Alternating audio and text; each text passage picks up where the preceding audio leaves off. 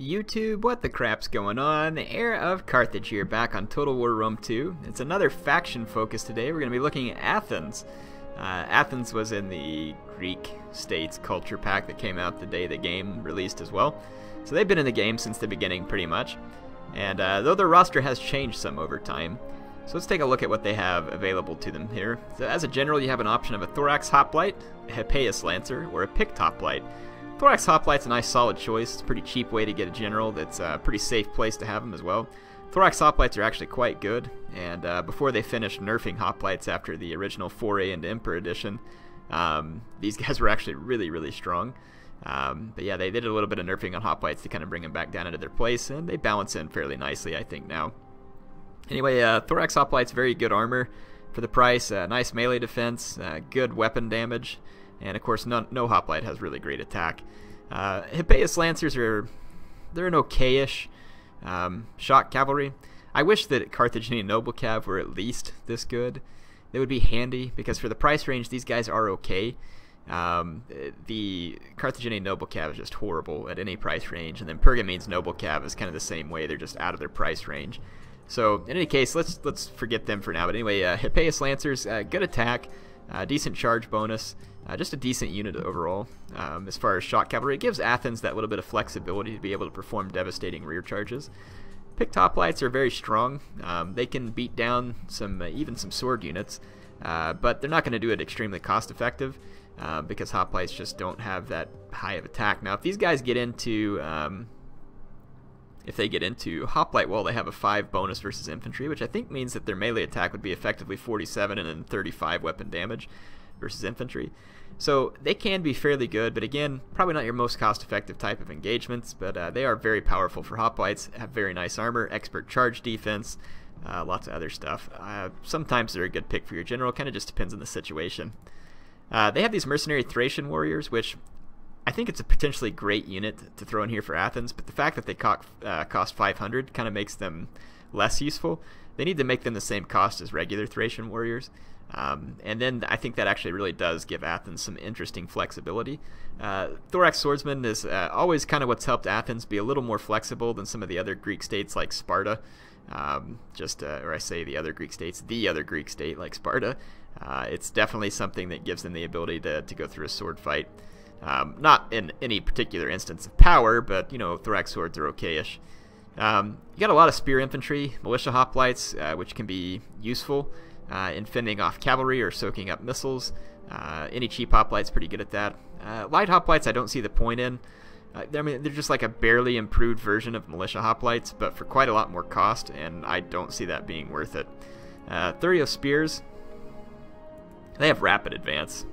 But it makes them exhausted from using it, so pointless, honestly, in my mind. Thurio spears can form square, they can throw javelins. These guys are definitely a valuable unit, and again gives Athens some nice flexibility. I like using them, of course, to try and take down super heavy cavalry with their javelins and then get into the fight.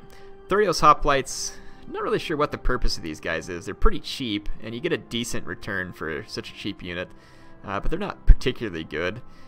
It's maybe a way to have a mainline infantry that's not going to do a lot of damage, but maybe they could hold for Hippeus charges or let your skirmishers do some work, something like that. Hoplites, of course, just your standard guys here that you're going to see with every faction. Thorax Hoplites I already mentioned up here, very good unit. Mercenary Veteran Hoplites, so they're going to have even more armor than Thorax and more health, better charge, and a little more attack. Yep, and that's pretty much the difference. Very expensive, though, and they're capped at 2. And then, of course, you got your Pict Hoplites that we already mentioned. Athens also has access to pikemen, which can give them another interesting flexibility, though they don't have access to levy pikemen, which means that the pikemen you do bring will be pretty expensive, and it's hard to get a return on your pikemen.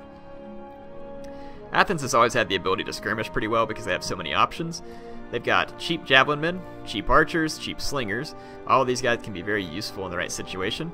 They have Peltist and Light Peltist, so again, good armor on these guys. It's going to make them have some staying power. Light Peltist, just more ammo. And then you got Mercenary Thracian Peltist, a really nice missile attack with some melee stats afterwards. And then you've also got access to Mercenary Rhodians and Mercenary Cretans, so lots of long-range firepower as well. Shock Cavalry, your Hippeus Lancers we already mentioned as well. And then you have access to Citizen Cav, which are really quite terrible in this patch, but if you need a cheap cav, maybe they get the job done, maybe they don't. Skirmisher cav, not really worth a whole lot. Tarantine cav can be useful because they have nice armor for a skirmish cav and decent shields. So anyway, that's Athens, just kind of at a glance there. Let's go in and take a look at a replay where I actually use them. And that should be right here. I'm going to take on Carthage on the Dolmens of Karnak. Sounds so interesting. So in any case, I've got 4 thorax hoplites, including my general, 5 thorax swords, 2 mercenary Thracian warriors, 4 standard cheap archers, 2 Hippeus lancers, 2 citizen cav. So I didn't really know what to expect from Carthage. My main fear from Carthage is a sword rush, and if there was a sword rush, I was hoping to interrupt their charges with Thracian warriors who could potentially get a few kills at the same time, and then get my own thorax swords in right behind the Thracian warriors, and then reinforce as necessary with thorax hoplites, all the while trying to shoot high value targets or elephants with my archers and just fend off the cavalry. If I could get to a point to get rear charges with the Hippeus, great. But I figured that with Citizen Cav combined with Hippeus, I could probably fend off Carthaginian Cav, which is not particularly powerful. My opponent brings not exactly what I expected here, but not entirely different either. 4 Carthaginian Cav, which is pretty standard layout. Probably good to throw some Scutari Cav in there as well. He's brought cheap swords, pikes to hold down the center while he has Cretan archers, and he's got 1 Samnite warrior in the center as well. Cretans. 1 Balearic and 2 Cretans. And he's got African war elephants as his general. And he's taken this hill and doesn't want to come off of it. So that's the weird thing about maps where both players start with a hill, is it means that players can easily just say, well, I'm not leaving my hill. And then the other player's like, well, why should I leave my hill? And it leads to standoffs like this, which are pretty lame. So that's why I'm not a big fan of these maps where both players start on a hill. If you're going to have a hill in a map, it needs to kind of be positioned in such a way that the players have a reason to want to take it, or a reason to want to defend it, or come down from it, or something like that, which I just don't see that in some of these maps, so it's kind of odd. But anyway, it's not a big deal. I can't blame my opponent for not wanting to attack me uphill into the forest, and nor do I want to attack him uphill into pikes and elephants and superior skirmishers. So I have a challenge here. My 4 archers will get absolutely wrecked by his 3 skirmishers. I can't punch through his center with cav because he's got pikemen. On his flanks, I can win the sword fight there. He's only got crappier swords here. He's got Gallic warriors, Italian swordsmen, and his formation is a little too dense here. His guys are a little too blocky. It's not going to help him when it comes to an engagement unless he gets spread out. So I could potentially use that to my advantage. And his cavalry is not going to be able to overpower mine easily. His Carthaginian cav would beat citizen cav, but with my Hippeus lancers roaming around, these guys are in a big danger. And my opponent can't throw his elephants into combat until he's dealt with my archers. So as long as I deny him the ability to deal with my archers, I should be able to pull off a victory here. And I'm already considering my options, so what I'm going to do here in a minute, I'm kind of formulating a plan. I'm going to move my thorax hoplites forward to put pressure on his center, and hopefully that's going to force back his skirmishers so that I can then move up my archers into potentially good spots to fire at his elephants while not being threatened by his higher priced skirmishers. I'm not actually going to attack his pikemen, and if he moves his pikemen to attack me, it should leave some gaps where I can try and start filtering through the center of his line and putting pressure. Now he does have a Samnite warrior, but there's only 1. Meanwhile, I'm going to take 1 Thracian warrior and a few thorax swordsmen down either flank, interrupt all of his units with the Thracian warrior if possible because he's kept them too close together, and then bring my thorax swordsmen in on follow-up charges. So that's what I'm going to do down either flank, and I'm going to put some archers on each flank so that no matter where he chooses to go with his elephants, so let's say he goes this way, I can shoot him with archers. If he goes this way, I can shoot him with archers. If he comes down the center, I can shoot him with both archers. So basically just trying to strategically position myself so that I can win this fight. So here comes my thorax hoplites, and if my opponent chooses to fire at my thorax hoplites, that would actually be pretty okay with me. These guys have great shields and high armor, and if he fires at them, it's going to be a waste of his ammunition. And the more ammo he wants to waste on these targets, more power to him. So if he does fire at me, I'm going to be perfectly okay with it. And I'm in very thin lines, so it's going to be not a good way for him to get kills.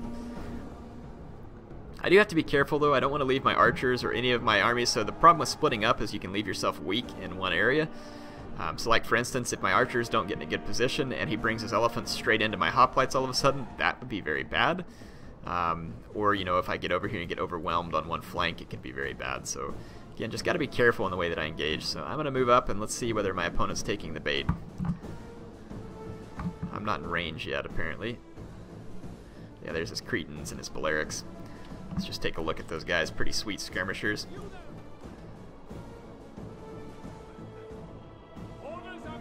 Yep, I think I'll be moving into range here shortly. So here we go.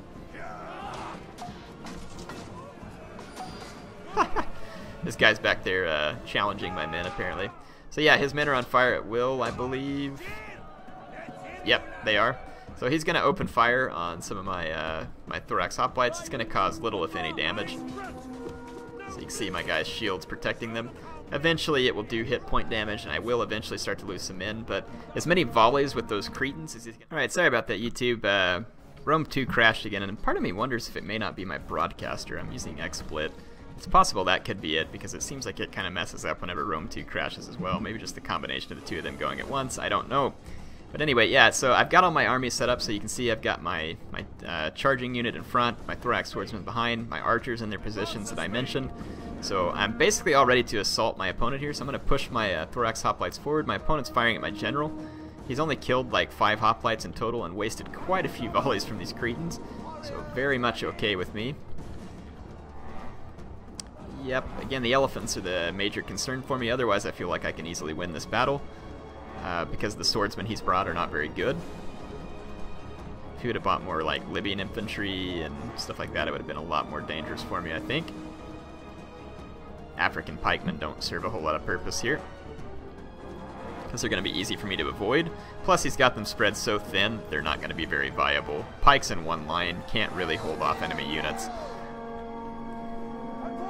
So yeah, he's going to continue to fire at my men, and again, it's not going to do a whole lot. And he's going to try and push forward and get within range of my archers. Now, it looks like he's got an attack order over here on these guys.